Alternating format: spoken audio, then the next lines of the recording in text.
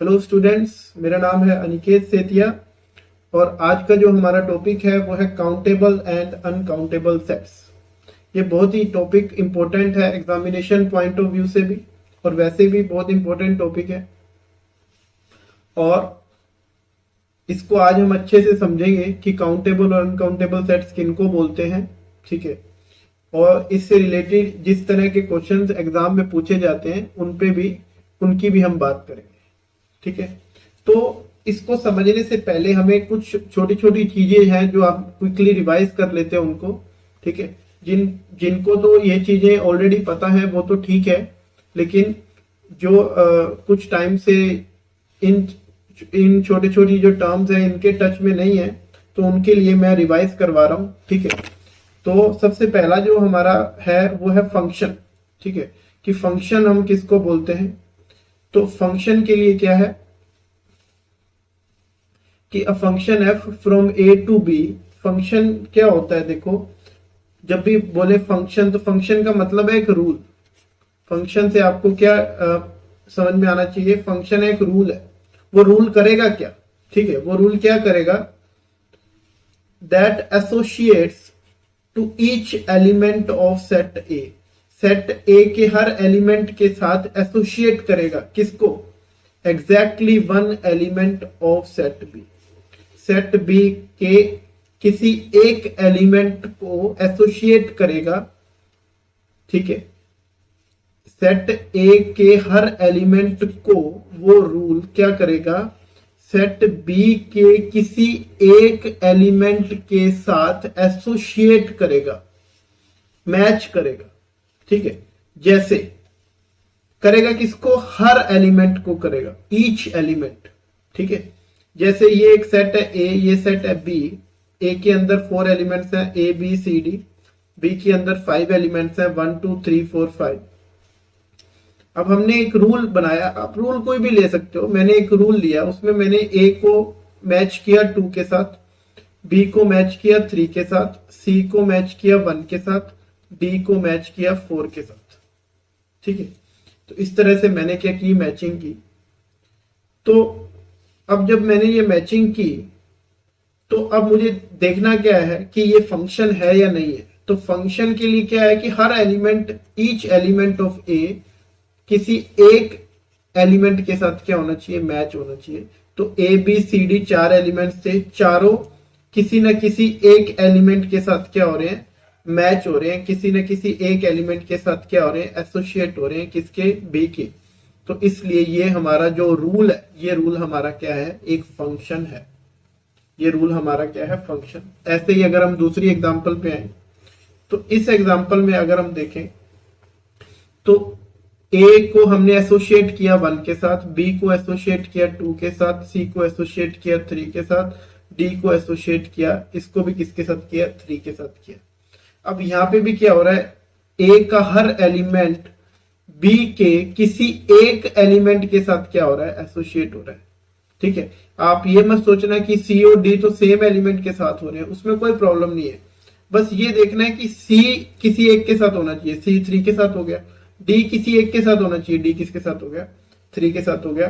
तो इसलिए ये क्या हो गया, हमारा फंक्शन हो गया। ठीक है, ये भी हमारा क्या हो गया, फंक्शन। ऐसे ही अगर हम ये बात करें, अब इसमें क्या है, देखो ए किसके साथ अटैच हो रहा है, 1 के साथ, बी किसके साथ एसोसिएट हो रहा है, 3 के साथ, सी किसके साथ एसोसिएट हो रहा है, 2 के साथ। लेकिन सी एट द सेम टाइम किसके साथ भी एसोसिएट हो रहा है, 4 के साथ भी एसोसिएट हो रहा है। तो यहाँ पे सी 4 और 2 दोनों के साथ एसोसिएट हो रहा है, जिसकी वजह से ये फंक्शन नहीं है, नॉट अ फंक्शन, क्योंकि एक एलिमेंट एग्जैक्टली एक ही एलिमेंट के साथ एसोसिएट होना चाहिए। अब यहाँ पे फोर्थ की बात करें तो यहाँ पे भी क्या है, ए 1 के साथ, बी 2 के साथ, सी 3 के साथ, लेकिन यहाँ पे डी तो किसी के साथ एसोसिएट हो ही नहीं रहा। तो इसलिए ये भी फंक्शन नहीं है, क्योंकि ए का कैपिटल ए सेट जो है इसका हर एलिमेंट बी के किसी सेट के साथ क्या होना चाहिए, एसोसिएट होना चाहिए। लेकिन यहाँ पे डी किसी भी एलिमेंट के साथ एसोसिएट नहीं हो रहा, जिसकी वजह से ये फंक्शन नहीं है। ठीक है, तो ये बातें आपको ध्यान में रखनी है। ठीक है, अब ये है क्या फंक्शन? एक रूल है। फंक्शन क्या है? एक रूल है। वो रूल डिसाइड करेगा कैसे अटैच होना है।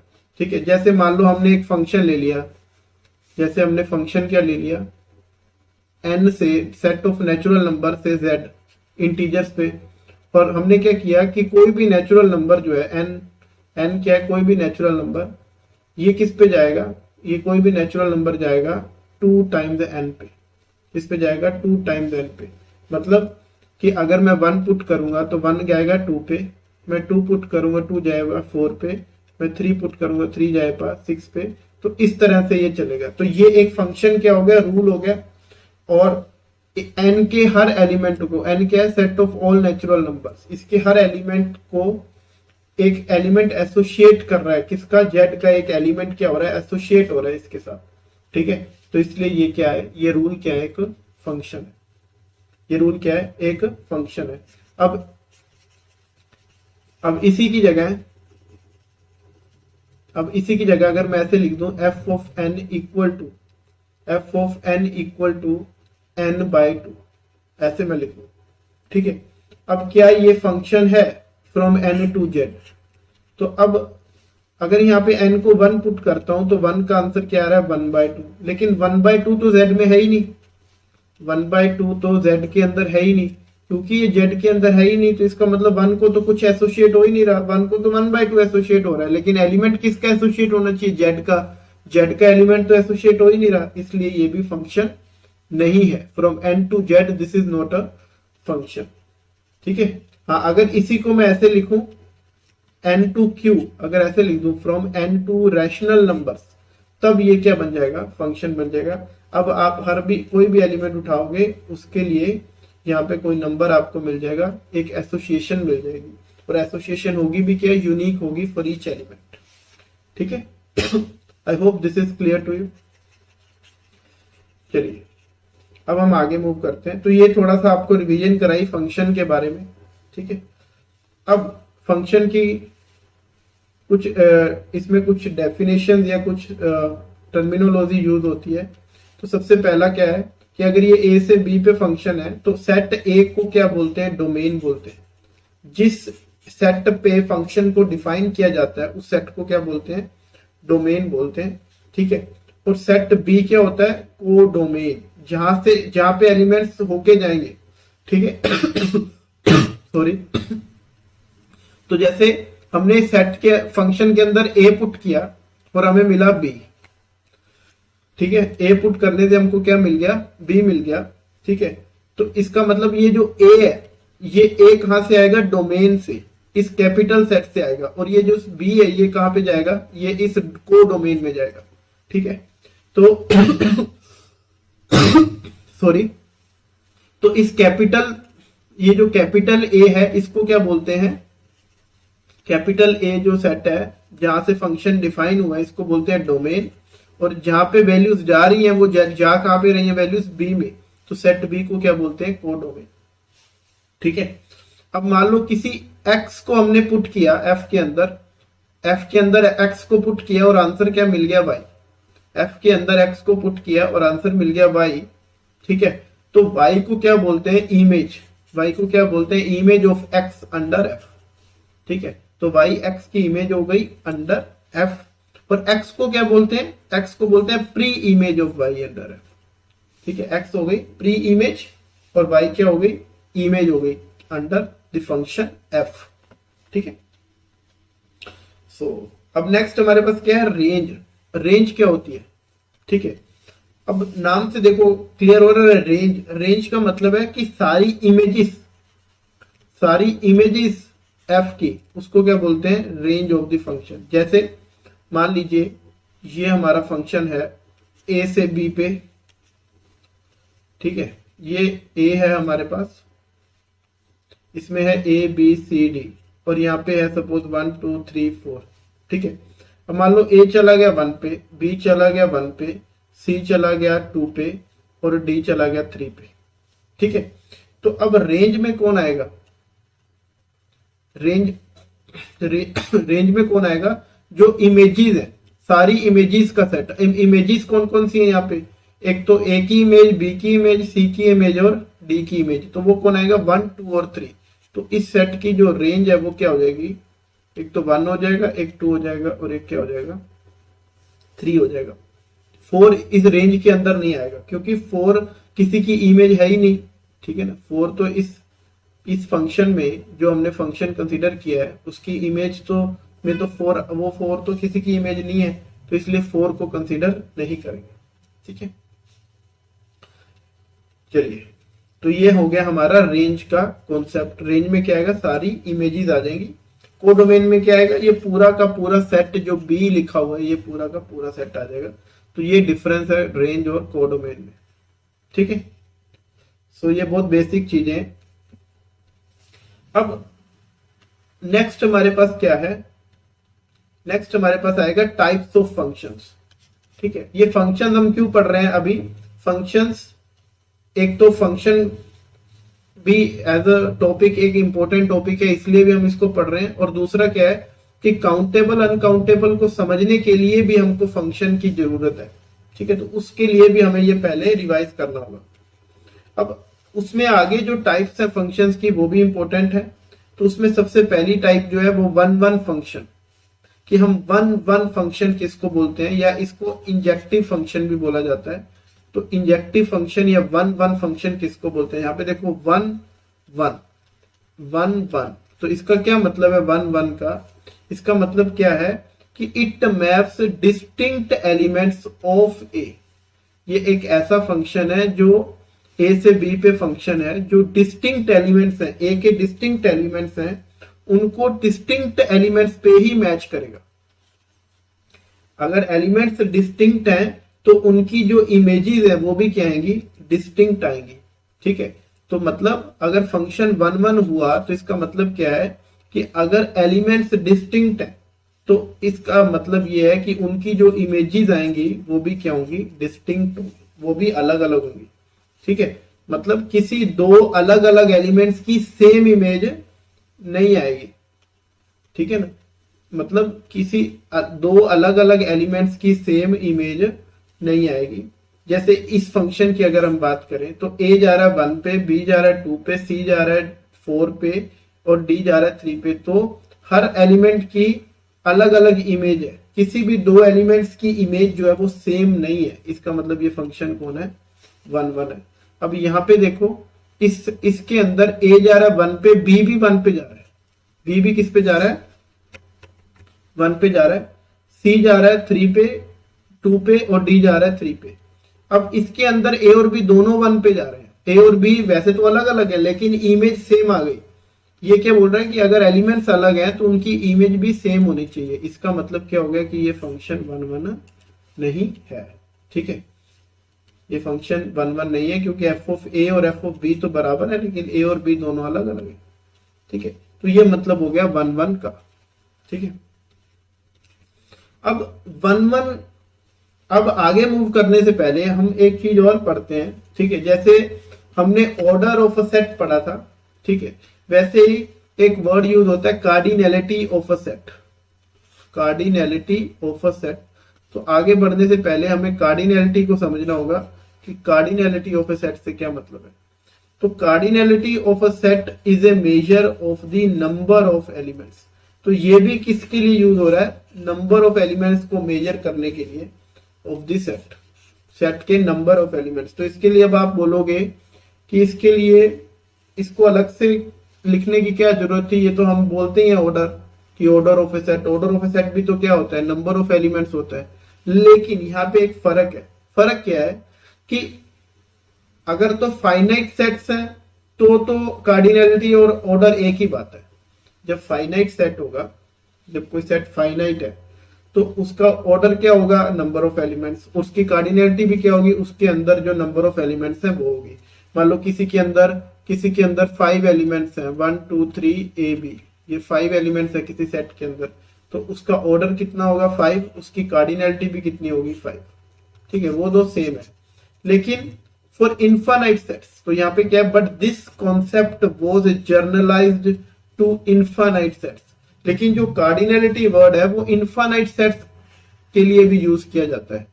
मतलब इनफाइनाइट सेट्स में हम ऐसे नहीं डायरेक्टली बोल देते कि जैसे हम बोलते थे कि उनका ऑर्डर क्या है, इन्फानाइट है। लेकिन कार्डिनैलिटी में क्या होता है, कार्डिनैलिटी में क्या होता है, हम अलग अलग टाइप की इंफिनिटीज को डिस्कस करते हैं, but which allows one two distinguish between different types of infinities. मतलब क्या है कि जो इन्फानाइट सेट्स हैं उनके उनकी जो इंफिनिटीज हैं उसमें भी डिफरेंस है। मतलब उनकी इंफिनिटीज को आपस में डिफरेंशिएट किया जा सकता है। एक जैसे एक नेचुरल नंबर्स है वो भी इन्फानाइट है, एक रियल नंबर्स है वो भी इन्फानाइट है, लेकिन इन दोनों की इंफिनिटीज में एक डिफरेंस है। देखो नेचुरल नंबर तो क्या है, 1 1 के बाद क्या आ गया, 2 2 के बाद 3 आ गया, ऐसे एक तो ये है इन्फानाइट तक। लेकिन जो रियल नंबर्स है उसमें तो डेसिमल्स भी हैं, रैशनल नंबर्स भी हैं, 1 हो गया 1.001, 1.0000001, ऐसे कितने ही इन्फानाइट नंबर्स जितने मर्जी आप बनाते जाओ बीच में, ठीक है। तो दोनों की इंफिनिटी में कुछ फर्क तो है ना, नेचुरल नंबर की और रियल नंबर की, ठीक है। तो वो जो फर्क है वही हम कार्डिनैलिटी की हेल्प से हम क्या करेंगे, डिस्कस करेंगे। कार्डिनैलिटी ही उस फर्क को क्या करती है, एक्सप्रेस करती है कि इन दोनों में क्या फर्क है और कितना फर्क है, किस तरह से है, उसी के लिए हम कार्डिनैलिटी वर्ड यूज करते हैं, ठीक है।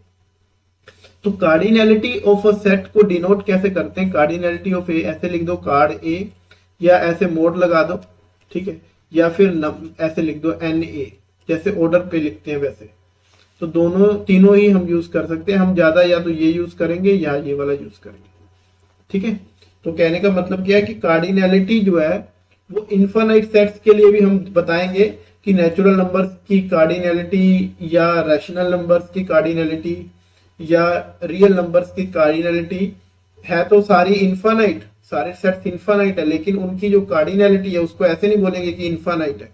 उसमें भी हम उन दोनों को आपस में कंपेयर करेंगे कि किसकी कार्डिनैलिटी कम है, किसकी कार्डिनैलिटी जो है ज्यादा है, मतलब किसके नंबर ऑफ एलिमेंट्स कम है, किसके नंबर ऑफ एलिमेंट्स ज्यादा है। आप रफ लैंग्वेज में इसको समझना चाहो तो, ठीक है।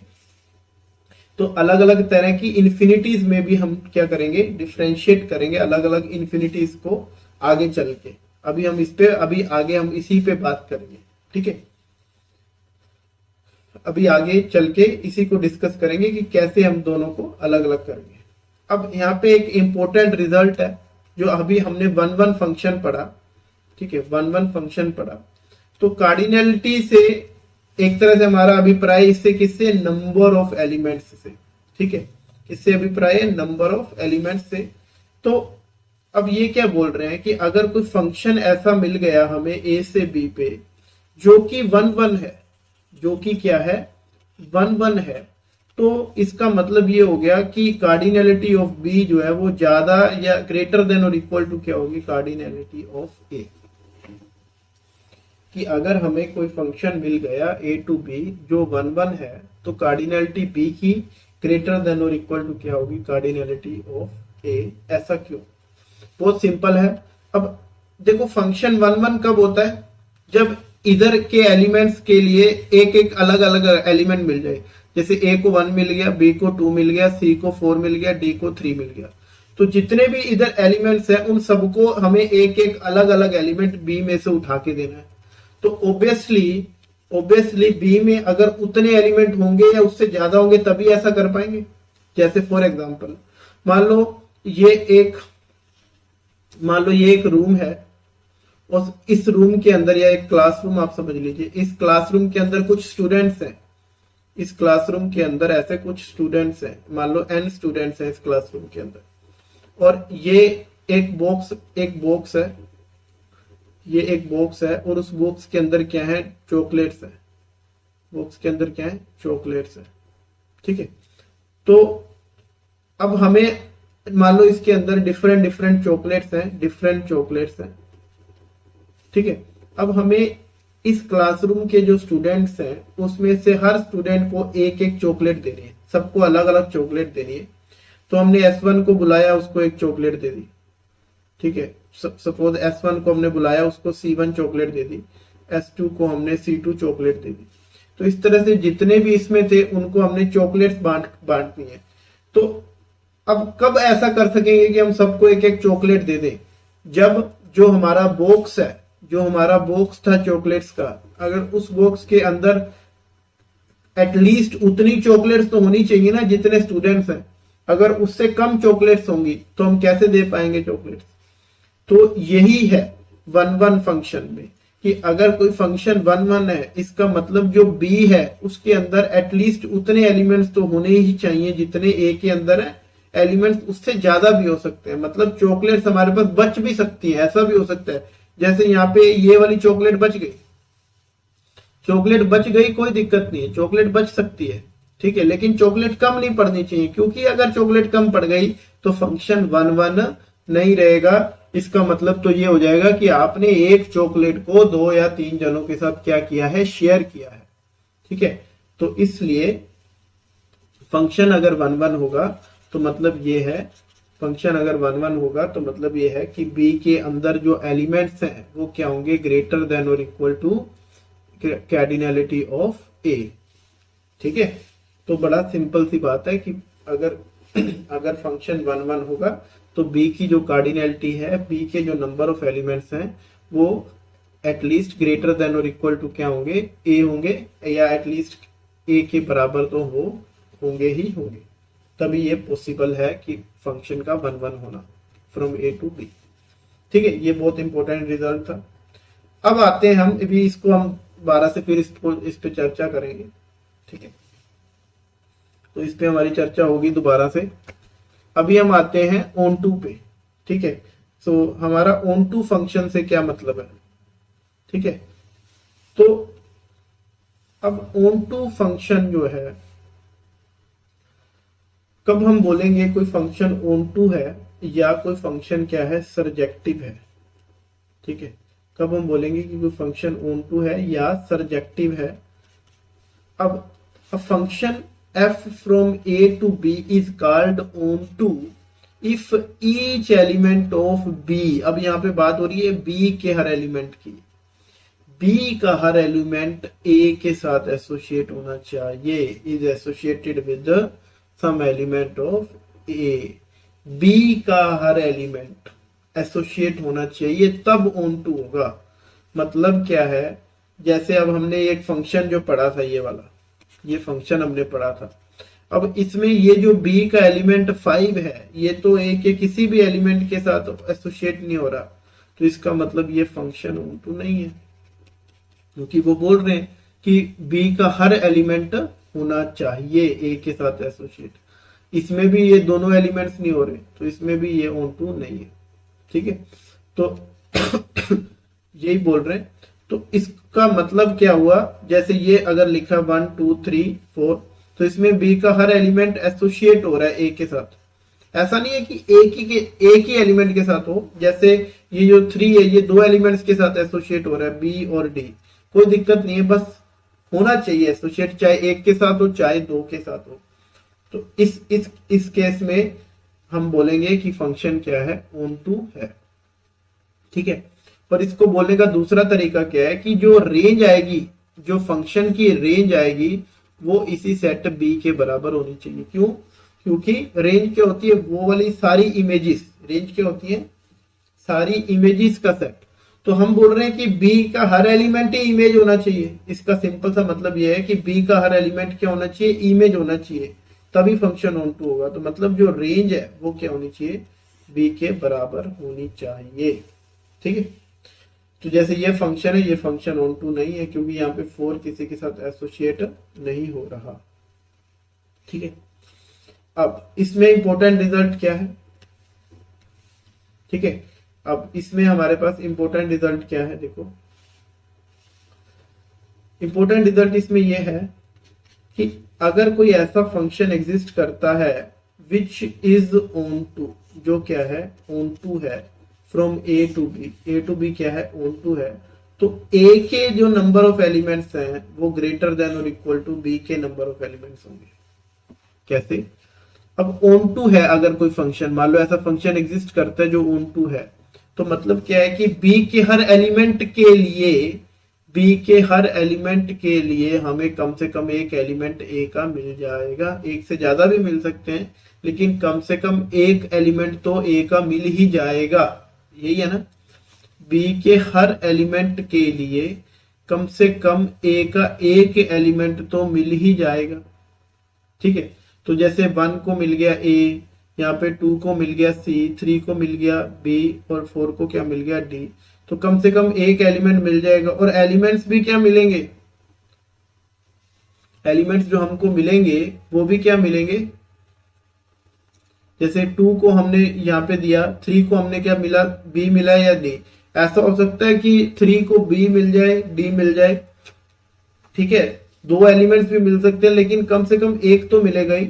और जो भी एलिमेंट्स मिलेंगे वो क्या होंगे, डिस्टिंक्ट होंगे। ऐसा तो हो नहीं सकता कि ए को हमने 1 दिया और 2 को भी हमने ए, जैसे 1 को हमने ए मिला तो 2 को भी ए मिल जाए, ऐसा तो हो नहीं सकता। क्यों नहीं हो सकता, क्योंकि ये तो फिर फंक्शन ही नहीं रहेगा। तो इसका मतलब तो ये हो गया कि ए 1 पे भी जा रहा है और ए 2 पे भी जा रहा है, ऐसा थोड़ी हो सकता है। फंक्शन में हमने बोला कि इधर का जो एलिमेंट है वो ज्यादा से ज्यादा एक ही एलिमेंट पे जाएगा, मतलब ज्यादा से ज्यादा क्या, वो जाएगा ही एक एलिमेंट पे। तो इसका मतलब जितने भी एलिमेंट बी के अंदर हैं उन सबके लिए उधर एक ना एक एलिमेंट मिलेगा, और सारे एलिमेंट जो मिलेंगे वो अलग अलग होंगे। ठीक है, तो इसका मतलब क्या हो गया कि नंबर ऑफ एलिमेंट्स जो है, इसका मतलब ये हो गया कि जो नंबर ऑफ एलिमेंट्स है ए के अंदर वो ग्रेटर देन और इक्वल टू क्या होंगे, number of elements in B. तभी तो बी के हर एलिमेंट के लिए ए का एलिमेंट मिलेगा। तो अगर फंक्शन ऑन टू है तो पहले वाले की कार्डिनलिटी ज्यादा है, ग्रेटर देन इक्वल टू होगी कार्डिनलिटी ऑफ बी। और अगर फंक्शन 1 है, अगर फंक्शन क्या है 1 है, तो क्या होगा, यहाँ पे लिखा हुआ अगर फंक्शन 1 है तो दूसरे वाले सेट की जो कार्डिनलिटी है वो ग्रेटर देन इक्वल टू क्या होगी, the cardinality of the first set. ठीक है, ये है हमारे पास। तो अगर दोनों ही हुए फंक्शन, मान लो फंक्शन 1 भी हुआ और ऑन टू भी हुआ, तब क्या होगा। पहला वाला कह रहा था कि ए की बड़ी होनी चाहिए, ए की बराबर, पहले वाला क्या बोल रहा था, cardinality of B greater than equal to cardinality of A. अब ऑन टू हो गया तो बोल रहा है cardinality of A greater than equal to B. लेकिन अगर फंक्शन 1 भी हुआ एंड ऑन टू भी हुआ तो दोनों को मनाना पड़ेगा, पहले वाले को भी मनाना पड़ेगा और दूसरे वाले को भी मनाना पड़ेगा। तो वो कब मानेंगे, मान लो मैं बोलूं A is greater than equal to B और साथ में ये भी बोल दूं B is greater than equal to A, तो ये दोनों कब मानेंगे, ये दोनों तब मानेंगे जब ए और बी दोनों क्या होंगे, इक्वल होंगे। ठीक है, तो अगर 1 एंड ऑन टू दोनों है तो इसका मतलब क्या हो गया, इसका मतलब क्या हो गया, ठीक है, इसका मतलब क्या हो गया कि कार्डिनलिटी ऑफ ए और कार्डिनलिटी ऑफ बी दोनों क्या हो जाएंगे, बराबर हो जाएंगे। तो अगर function from A to B is 1 and onto, तो दोनों की कार्डिनलिटी सेम हो जाएगी। और ऑन टू फंक्शन को 1 और ऑन टू जो दोनों, उसको बोलते क्या है, बाइजेक्टिव फंक्शन। क्या बोलते हैं, बाइजेक्टिव फंक्शन, या बाइजेक्शन भी बोल देते हैं। ठीक है, तो इस केस में जो दोनों के एलिमेंट्स हैं, नंबर ऑफ एलिमेंट्स हैं, वो क्या होंगे, सेम होंगे।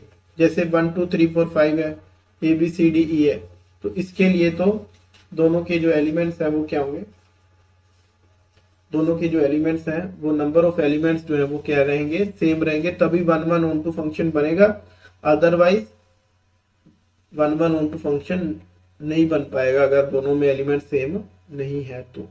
ठीक है, तो ये बहुत इंपॉर्टेंट है कि अगर आपको दिखाना है कि दो सेट्स की कार्डिनलिटी सेम है, ठीक है, तो इसका मतलब आपको एक फंक्शन दिखाना पड़ेगा जो 1 है या ऑन टू है। ठीक है, जो 1 है और ऑन टू है। अब अगर तो सेट्स फाइनाइट हुए, दोनों सेट्स क्या हुए, फाइनाइट हुए, तो दोनों की कार्डिनलिटी सेम सिर्फ तभी होगी जब दोनों में इक्वल नंबर ऑफ एलिमेंट्स होंगे। मतलब अगर पहले में 6 एलिमेंट्स हैं, दूसरे में भी कितने एलिमेंट्स होने चाहिए, 6 एलिमेंट्स होने चाहिए, तभी 1 ऑन टू फंक्शन मिलेगा। ठीक है, लेकिन इनफाइनाइट सेट्स के केस में, इनफाइनाइट सेट्स के केस में हमें फंक्शन की हेल्प लेनी पड़ेगी ये बताने के लिए कि दोनों सेट्स की कार्डिनलिटी सेम है या नहीं है। मतलब जब भी इनफाइनाइट सेट्स की बात होगी तो हमें देखना पड़ेगा कि हमें क्या कोई ऐसा फंक्शन मिल रहा है। ठीक है, तो this result is useful, this result is used, this result is used to compare cardinalities of infinite sets. Finite set में तो सिंपल है कि नंबर ऑफ एलिमेंट्स हम चेक कर सकते हैं, लेकिन इनफाइनाइट सेट्स के अंदर कार्डिनैलिटीज को कंपेयर करने के लिए हमें फंक्शन की हेल्प लेनी पड़ती है कि अगर कोई फंक्शन मिल गया जो 1 1 on 2 है तो मतलब कार्डिनैलिटी दोनों की क्या है, सेम है। अगर कोई फंक्शन मिला कि जो 1 1 है, सिर्फ 1 1 है, तो इसका मतलब ये है कि कार्डिनैलिटी जो बी की है वो ग्रेटर देन इक्वल टू क्या है, कार्डिनैलिटी ऑफ ए। अगर कोई फंक्शन मिला जो ऑन टू है तो इसका मतलब क्या है कि cardinality of A is greater than equal to cardinality of B. पर अगर फंक्शन 1 1 on 2 दोनों ही हमें ऐसा फंक्शन अगर एग्जिस्ट कर जाए तो इसका मतलब दोनों की कार्डिनैलिटी क्या है, सेम है। ठीक है। अब प्रॉपर सबसेट क्या बोल रहे हैं, the proper subset of a finite set does not have same cardinality as that of the set. Proper set subset का क्या मतलब है कि फाइनाइट कोई भी सेट हमने लिया तो उसका प्रॉपर सेट का मतलब है उस खुद सेट को छोड़ के, जैसे ये सेट लिया तो इस सेट को छोड़ के जो भी इसके सबसेट्स हैं उनको क्या बोलते हैं, प्रॉपर सबसेट। तो प्रॉपर सबसेट ऑफ ये हम ऑलरेडी लास्ट पहली क्लासेस में बता चुके हैं। तो प्रॉपर सबसेट का मतलब उस सेट को छोड़ के जो सेट्स हैं, जो उस सेट को छोड़ के जो सेट सबसेट्स हैं उनको हम बोलते हैं प्रॉपर सबसेट्स। तो proper subset of a finite set does not have the same cardinality as that of set. तो बड़ी ऑब्वियस सी चीज है कि अगर फाइनाइट सेट का कोई प्रॉपर सबसेट लेंगे तो मतलब उसमें कम से कम एक एलिमेंट तो कम ही होगा। जैसे अगर इसमें 5 है तो ऑब्वियसली है उसमें कितने होंगे, 4, या इसमें अगर 6 है तो उसमें या तो 4 5 होंगे, 1 होगा, 2 होगा, ऐसा तो नहीं उसमें 6 एलिमेंट्स होंगे, क्योंकि अगर उसमें 6 के 6 एलिमेंट्स हुए तो फिर वो प्रॉपर सबसेट नहीं रहेगा। तो अगर उसमें कम एलिमेंट्स होंगे तो उसकी जो कार्डिनैलिटी है फाइनाइट सेट्स के केस में वो सेम नहीं हो सकती। तो उसकी कार्डिनैलिटी हमेशा कम होगी ओरिजिनल सेट से। किस केस में, फाइनाइट सेट के अंदर। लेकिन हैरान करने वाली बात यहाँ पे ये है, या जो इंटरेस्टिंग बात यहाँ पे ये है कि इनफाइनाइट सेट्स में ये पॉसिबल है।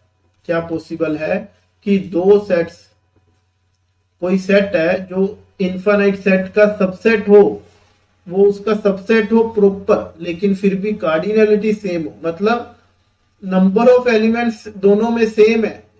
ठीक है, वो उसका प्रॉपर सबसेट है। देखने में ऐसा लग रहा है कि इसमें कम एलिमेंट्स हैं क्योंकि उसका प्रॉपर सबसेट है, लेकिन फिर भी उनकी कार्डिनैलिटी सेम होगी। क्यों सेम होगी? क्योंकि आपको एक फंक्शन मिल जाएगा जो 1 1 होगा और ऑन टू होगा। ठीक है आपको एक फंक्शन मिल जाएगा जो 1 1 होगा, ऑन टू होगा। ऐसा पॉसिबल है इनफाइनाइट सेट्स में। ठीक है, तो 1 1 ऑन टू होने से मतलब 1 1 होने से इधर के एक एलिमेंट के लिए उधर का एलिमेंट मिल गया और उधर के एलिमेंट के लिए इधर का मिल गया, मतलब दोनों की जो कार्डिनैलिटी है वो क्या हो जाएगी, सेम हो जाएगी। इसकी अब हम एग्जांपल करते हैं कि ऐसा कैसे पॉसिबल है और किस तरह की केसेस में पॉसिबल है। अब आप देखिए, जैसे अगर मैं कंसीडर करूं set of all even numbers, ठीक है, सारे इवन नंबर्स की हम बात करें 2 4 6, ठीक है, तो इस तरह से सारे हमने इवन नंबर लिए और एक हमने सारे नेचुरल नंबर्स लिए 1 2 3, ठीक है। अब मुझे एक फंक्शन बनाना है जो 1 1 है और क्या है, ऑन टू है। 1 1 भी होना चाहिए और ऑन टू भी होना चाहिए। 1 1 का क्या मतलब है कि डिस्टिंक्ट इमेजेस आनी चाहिए, सबकी अलग अलग इमेजेस आनी चाहिए। और ऑन टू का क्या मतलब है कि n के हर एलिमेंट के लिए मुझे e का कोई एलिमेंट एसोसिएट करना है। तो मैंने मैचिंग करनी है एक तरह से। तो मैंने मैचिंग कैसे की, देखो 2 को 1 के साथ मैच कर दिया, 4 को 2 के साथ कर दिया, 6 को 3 के साथ कर दिया, 8 को क्या कर देंगे, 4 के साथ कर देंगे। तो मैंने इस तरह से जो है वो मैचिंग कर दी, इस तरह से मैंने जो है वो मैचिंग कर दी। ठीक है, तो जब मैंने इस तरह से मैचिंग की तो अब ये फंक्शन आप देख सकते हो कि 1 1 है, क्योंकि अलग अलग एलिमेंट्स की क्या आ रही है, अलग अलग इमेजेस आ रही हैं। और ये फंक्शन ऑन टू भी है। ऑन टू क्यों है? क्योंकि नेचुरल नंबर्स के अंदर ऐसा कोई भी एलिमेंट नहीं है जिसकी ई में इमेज ना हो, प्री इमेज ना हो। ऐसा कोई भी एलिमेंट नहीं है जिसकी ई में प्री इमेज ना हो। आप कोई भी नेचुरल नंबर बताओ मैं आपको उसकी क्या बता दूंगा, प्री इमेज बता दूंगा। जैसे आपने बोला सर 100 की प्री इमेज बताओ, तो 100 की प्री इमेज क्या होगी, मैं बोलूंगा कि 100 की प्री इमेज क्या है 200, क्योंकि जो 200 है 8 कैसे जा रहा है 4 पे, 10 किस पे जाएगा 5 पे, तो 200 किस पे जाएगा 10 100 पे, हाफ पे, तो 100 की प्री इमेज क्या होगी 200। आपने बोला 500, तो 500 की प्री इमेज क्या होगी 250, सॉरी 500 की प्री इमेज क्या होगी 1000, डबल करना है, ठीक है ना। तो इस तरह से हर एलिमेंट की आपको क्या मिल जाएगी, प्री इमेज मिल जाएगी, जिसकी वजह से ये फंक्शन क्या है 11 भी है और on2 भी है, ठीक है।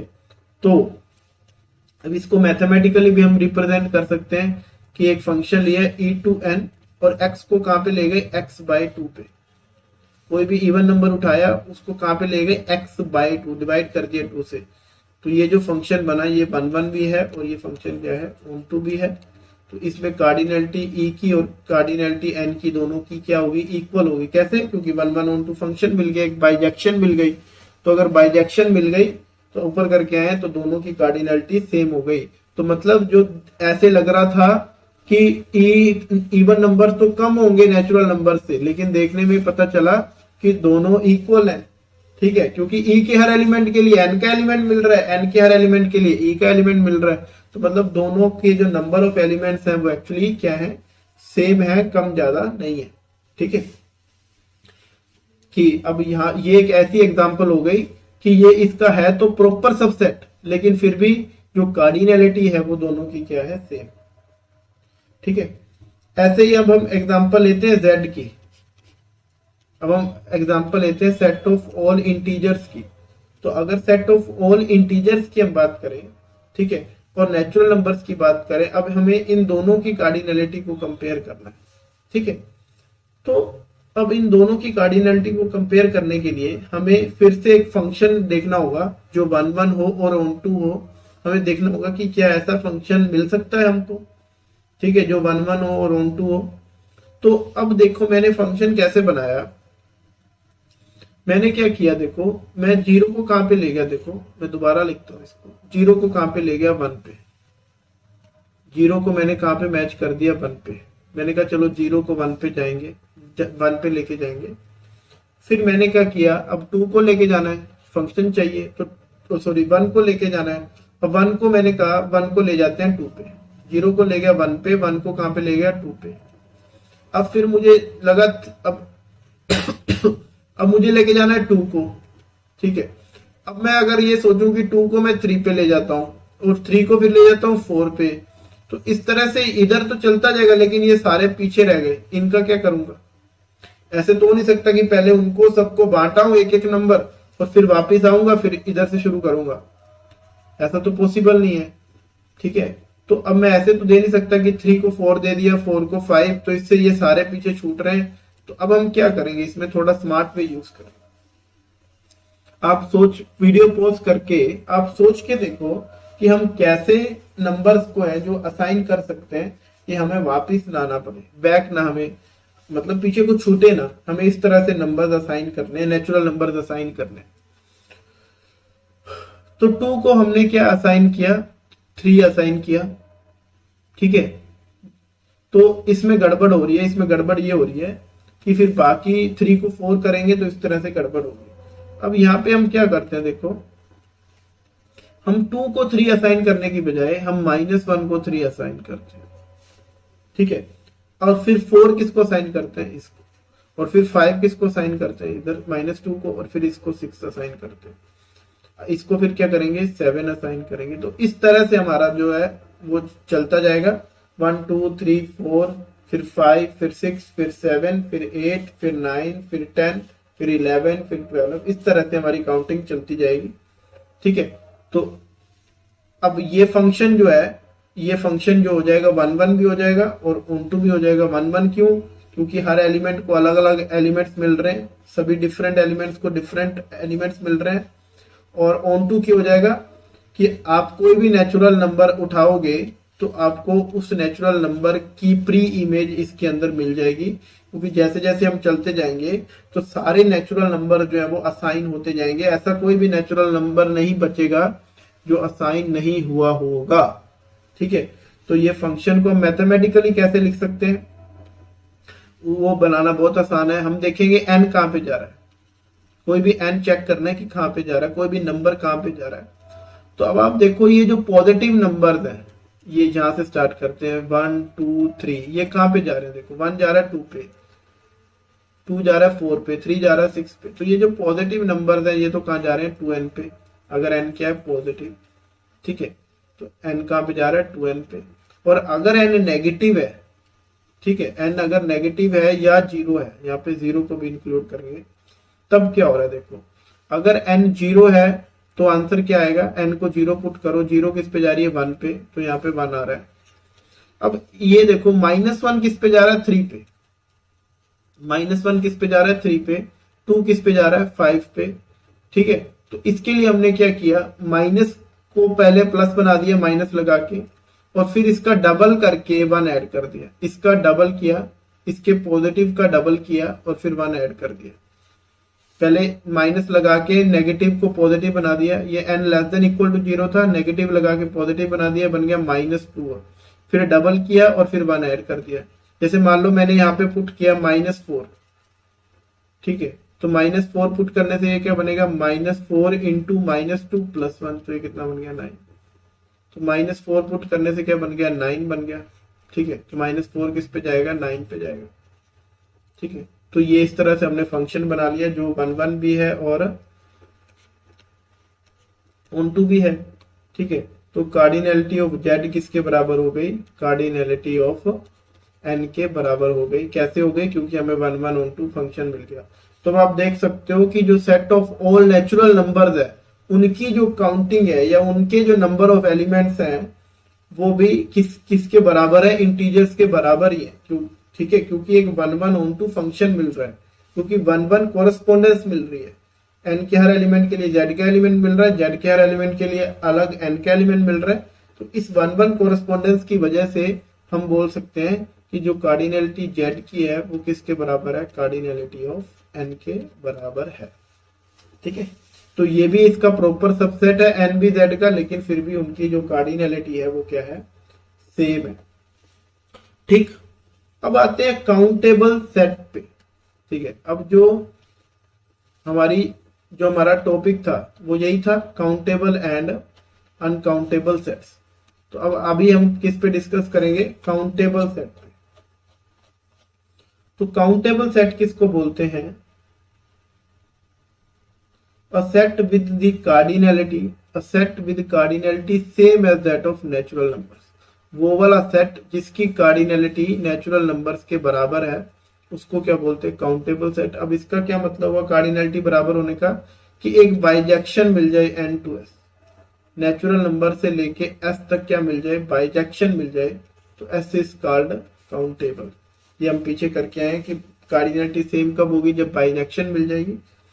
ठीक है, और जब बाइजेक्शन मिल जाएगी, ठीक है, तो हम कैसे लिख सकते हैं सेट को, तो सेट को हम कैसे लिख सकते हैं, सेट का जो फर्स्ट एलिमेंट होगा उसको लिखेंगे f(1), फिर लिखेंगे f(2), इस तरह से। क्योंकि n से s में मिल गया तो हम पहले देख लेंगे कि 1 किस पे जा रहा है, पहले वो लिख दिया, फिर 2 किस पे जा रहा है, फिर वो लिख दिया, फिर 3 किस पे जा रहा है वो लिख दिया, 4 किस पे जा रहा है वो लिख दिया। ठीक है, तो इस तरह से हम सारे एलिमेंट्स लिख सकते हैं। यहाँ पे चाहे n to s लो चाहे s to n लो, कोई फर्क नहीं पड़ता। ठीक है, चाहे n to s लो चाहे s to n low, bijection है तो कोई फर्क नहीं पड़ता। तो हम देखेंगे 1 किस पे जा रहा है, 2 किस पे जा रहा है, 3 किस पे जा रहा है। तो इस तरह से हम एलिमेंट्स को, s के एलिमेंट्स को क्या कर देंगे, लिस्ट कर देंगे। जैसे हमने पिछला क्वेश्चन जो किया था, अगर इसमें मुझे z के एलिमेंट्स को उसी तरह से लिस्ट करना हो तो मैं z के एलिमेंट्स को कैसे लिस्ट कर सकता हूँ, पहले देखूंगा 1 किस पे जा रहा है, 1 किस पे जा रहा है 0 पे, तो पहले मैं 0 लिस्ट करूंगा। फिर 2 किस पे जा रहा है 1 पे, तो फिर मैं 1 लिस्ट करूंगा। फिर 3 किस पे जा रहा है -1 पे, फिर -1 लिस्ट करूंगा। फिर 4 किस पे जा रहा है 2 पे, फिर 2 लिस्ट करूंगा। फिर 5 किस पे जा रहा है -2 पे, फिर -2। तो इस तरह से मैं एलिमेंट्स को क्या कर दूंगा, लिस्ट करता जाऊंगा। किसके एलिमेंट्स को, z के एलिमेंट्स को। तो इस तरह से जेड के एलिमेंट्स को मैं लिस्ट करता गया, ठीक है, और इसीलिए इसको यहाँ पे ऐसे लिख सकते हैं f(1), f(2), ऐसे करके डॉट डॉट डॉट, ठीक है। तो इसको क्या बोलते हैं, काउंटेबल सेट जिसकी कार्डिनैलिटी सेम हो as that of natural numbers, ठीक है। अब इसको काउंटेबल क्यों बोलते हैं, काउंटेबल, काउंटेबल क्यों बोलते हैं काउंटेबल, क्योंकि जब भी हम काउंटिंग करते हैं, देखो आपके पास 10 चीजें हैं, आपने 10 चीजों को काउंट करना है, तो आप क्या करते हो, 10 चीजें लाइन में लगी हुई हैं, आपने बोला 1 2 3 4 5, आप कर क्या रहे हो, हर ऑब्जेक्ट को एक नेचुरल नंबर असाइन कर रहे हो, यही कर रहे हो ना। फर्स्ट ऑब्जेक्ट को 1 कर दिया, दूसरे ऑब्जेक्ट को 2 कर दिया, तो हर को एक नेचुरल नंबर असाइन कर रहे हो। तो वही चीज यहाँ पे है कि किसी सेट को कब बोलेंगे काउंटेबल, जब आप हर एलिमेंट को क्या कर पाओ, एक नेचुरल नंबर असाइन कर पाओ, हर एलिमेंट को एक नेचुरल नंबर आपने क्या कर दिया, असाइन कर दिया। तो इसका मतलब क्या हो जाएगा कि वो सेट जो है, और नेचुरल नंबर जो असाइन कर रहे हैं वो अलग अलग होने चाहिए, ऐसे नहीं सेम ही नेचुरल नंबर। अब मैं बोलूं 1 2 फिर 2 फिर 2 फिर 3, फिर वो काउंटिंग थोड़ी हुई, वो तो गलत काउंटिंग हुई ना। तो सबको हमें अलग अलग नेचुरल नंबर जो है वो असाइन करना है, ठीक है। तो अगर ऐसा हम कर पाएंगे तो वो बोलेंगे काउंटेबल सेट, अगर नहीं कर पाएंगे तो उस केस में क्या होगा वो आगे हम बात करेंगे, ठीक है। तो यहाँ पे एक चीज है नोट करने वाली छोटी सी, कि सम ऑथर्स, ठीक है, या सम बुक्स में भी some books consider finite sets also as countable. तो बोलते हैं चलो काउंटेबल है, वो कहते हैं फाइनाइट को भी काउंटेबल में ले लेते हैं, कि जो फाइनाइट सेट्स है मान लेते हैं वो भी काउंटेबल है। वैसे जो काउंटेबल सेट्स है वो क्या होते हैं, इनफाइनाइट सेट्स, जो नेचुरल नंबर जिनको असाइन कर सकते हैं। जैसे फॉर एग्जांपल जेड हो गया, सेट ऑफ ऑल इंटीजर्स हो गया, अभी हमने किया कि हर इंटीजर को आप नेचुरल नंबर असाइन कर सकते हो, तो वो काउंटेबल हो गया। सारे इवन नंबर्स हैं वो काउंटेबल हो गए, ठीक है। लेकिन यहाँ पे वो क्या बोल रहे हैं कि कुछ ऑथर्स फाइनाइट सेट्स को भी क्या ले लेते हैं, काउंटेबल। जैसे मान लो किसी सेट के अंदर 5 एलिमेंट्स हैं, तो बोल देते हैं कि वो भी क्या है, काउंटेबल सेट है, ठीक है। तो फिर वो जो इनफाइनाइट काउंटेबल सेट्स होते हैं उनके लिए काउंटेबली इनफाइनाइट वर्ड यूज कर लेते हैं। क्या बोल देते हैं, काउंटेबली इनफाइनाइट। इसका मतलब क्या है कि काउंटेबल है और साथ में कौन है, इनफाइनाइट भी है, ठीक है। For infinite countable sets to avoid confusion को अवॉइड करने के लिए ये हम यूज कर लेते हैं कई बार, ठीक है। चलो अब आगे क्या है, लेकिन यहाँ पे जो भी मैं पढ़ाऊंगा उसमें मैं अगर काउंटेबल वर्ड यूज कर रहा हूं, जहां पे मैं पढ़ाऊंगा तो काउंटेबल का मतलब मैं क्या लेके चल रहा हूं, इनफाइनाइट काउंटेबल सेट्स। मैं काउंटेबल में फाइनाइट को इंक्लूड नहीं कर रहा, इसलिए मैंने डेफिनेशन में भी इंक्लूड नहीं किया, क्योंकि डेफिनेशन में मैंने बोला एन से एस बाइजेक्शन, तो एन से एस जब बाइजेक्शन मिलेगी तो एस ऑटोमेटिकली क्या होगा, इनफाइनाइट होगा, ठीक है। तो अब subset of a countable set क्या होता है, या तो फाइनाइट होगा या काउंटेबल होगा। ये बहुत इंपॉर्टेंट रिजल्ट है। अगर कोई सेट काउंटेबल है, आप उस सेट को काउंट कर सकते हो, ठीक है, मतलब उसके हर एलिमेंट को एक नेचुरल नंबर असाइन कर सकते हो, तो जो उसका सबसेट होगा, ठीक है, उसका जो सबसेट होगा वो या तो फाइनाइट होगा, जैसे नेचुरल नंबर्स का सेट लिया, अब मैंने उसका कोई सबसेट बनाया, या तो मैंने लिख दिया 158, या तो मैं 3 एलिमेंट रख दूंगा, 5 रख दूंगा, 10 रख दूंगा, 1000 रख दूंगा, करोड़ रख दूंगा, या तो फाइनाइट एलिमेंट्स रखूंगा, और या फिर क्या रखूंगा, इनफाइनाइट एलिमेंट्स रखूंगा। लेकिन अगर मैं इनफाइनाइट एलिमेंट्स भी रखता हूं तो भी वो क्या रहेंगे, काउंटेबल रहेंगे, ठीक है। तो अगर कोई सबसेट काउंटेबल सेट का हम लेते हैं तो या तो वो फाइनाइट होगा या फिर वो क्या होगा, काउंटेबल होगा। जैसे हमने इवन नंबर लिए, तो इवन नंबर जो है वो क्या है, इनफाइनाइट है, ठीक है। और किसका सबसेट है, नेचुरल नंबर्स का, और नेचुरल नंबर्स क्या होंगे, काउंटेबल होंगे। क्यों काउंटेबल होंगे, क्योंकि नेचुरल नंबर्स खुद तो नेचुरल नंबर्स तो काउंटेबल होंगे ही ना, कि 1 को 1 दे दिया, 2 को 2 दे दिया, ठीक है। तो इसलिए जो भी काउंटेबल सेट होगा उसका सबसेट या तो फाइनाइट होगा या फिर क्या होगा, काउंटेबल होगा। तो Z, अगर हम Z की बात करें तो अब Z खुद क्या है, काउंटेबल है। कैसे काउंटेबल है, अभी हमने किया कि Z2n एक हमें 1 1 ऑन टू फंक्शन मिल जाता है। तो अब Z का कोई भी आप सबसेट उठाओगे, ठीक है, तो वो सबसेट या तो फाइनाइट होगा और या फिर वो सबसेट क्या होगा, अगर इनफाइनाइट हुआ तो क्या होगा, काउंटेबल होगा। ठीक है, चलो अब यहां पे एक बहुत इंटरेस्टिंग चीज है यहां पे, ठीक है, n क्रॉस n के बारे में हम बात करेंगे, n क्रॉस n के बारे में, और cube set of positive rationals के बारे में हम बात करेंगे कि n क्रॉस n जो है, या जो सेट ऑफ पॉजिटिव रैशनल्स है, ठीक है, ये क्या होते हैं, काउंटेबल होते हैं। ठीक है, n क्रॉस n का मतलब है कि इस तरह के एलिमेंट्स जो हैं, इस तरह के जो एलिमेंट्स हैं ये क्या होते हैं, काउंटेबल होते हैं। इनकी हम बात करेंगे, लेकिन किस नेक्स्ट क्लास में हम इनकी जो है डिस्कशन जो है हम करेंगे। ठीक है, तो आई होप यहां तक जो है आपको क्लियर हो गया होगा जितना हमने आज पढ़ा। तो बाकी हम जो है नेक्स्ट जो वीडियो है उसमें हम इसको डिस्कस करेंगे। ठीक है, थैंक यू सो मच।